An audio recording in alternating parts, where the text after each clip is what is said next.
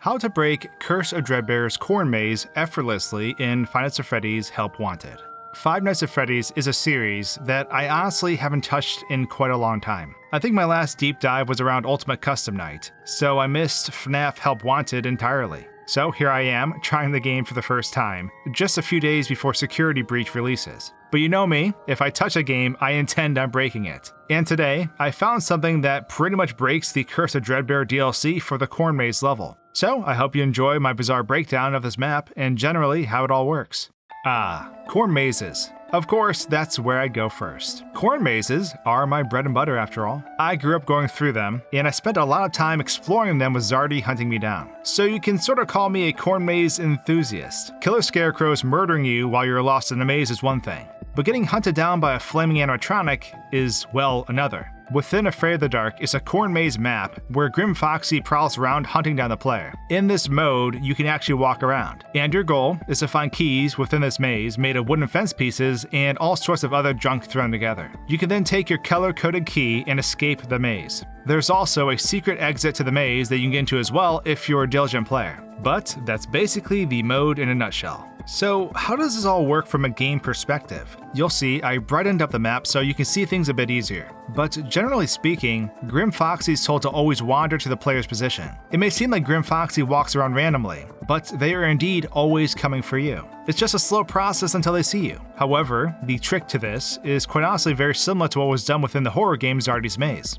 Grimm Foxy, much like Zardy, can teleport around the map relative to the player's position. Because if you think about it, with a maze size this big, and multiple keys and exits that can be used, if you ran from one side of the map to the other, Grimm Foxy wouldn't even be a threat. They walk so slow, they would never catch up with a player who's constantly moving. So the only way to actually create a sense of dread is to constantly warp them relative to where the player is standing. Once a player's position is referenced, Grimm Foxy is spawned, and then the game calculates the pathfinding, essentially the route that our fiery foe needs to take to reach the player. This creates a sense of dread because a player always feels like Foxy is nearby. But this is also why when you're playing, you'll suddenly hear Foxy's footsteps vanish or randomly start playing.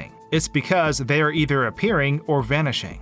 Some other interesting things about this is that there's also a copy of Foxy stored beneath the map too out of bounds. It's right by the staircase where the secret exit is located at. I'm not sure why this Foxy is down here, but it might be used for the jump scare, or to reduce the loading time needed for the Foxy startles that can happen within the maze. For example, when you walk towards the windmill-looking thing that is essentially right behind where the stair entrance is, Grimm Foxy will run by in front of us. I'm not 100% sure, but I think this can't trigger if we can see Grimm Foxy elsewhere. But once they run behind this bend, they instantly disappear. The developer certainly wastes no time unloading him. Something else that's kinda neat is that the fire textures on his body are designed to always rotate with the camera's position. This way, we can always see Foxy's bright fiery core as clearly as possible. If the player tries to cheat at all in this mode by using a modifier that changes the character's position, then their screen will be overrun by static. Essentially, they become completely blind and can't make out much at all. Given this, it won't be long until they are killed. I think this is pretty clever, even if it is possibly unintended and something that just happens to occur. But while all of this was cool, this next discovery was something I really thought was interesting. So remember when I said I wanted to break this maze? Well, it turns out it's very easy to do so. And I'm pretty sure it all has to do with inaccuracies with Foxy trying to find the player. So like I said earlier, Foxy will spawn all around you while in the maze, but the player always has the ability to make Foxy respawn. And the trick is the level geometry. So, for some reason, if the player's hitbox is pressed up against level geometry that has multiple sides, like for example a corner or the objects in the main room, Grimm Foxy's pathfinding just breaks. And when this occurs, the game unloads the animatronic and warps them across the map.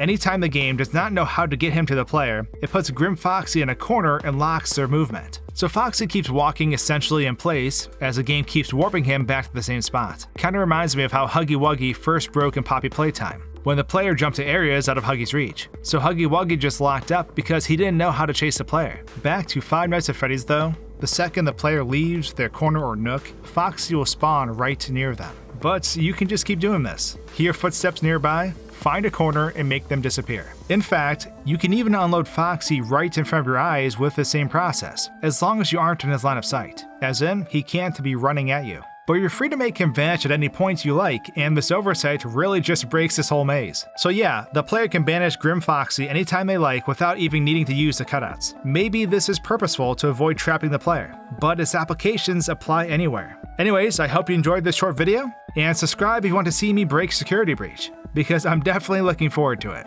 Cheers!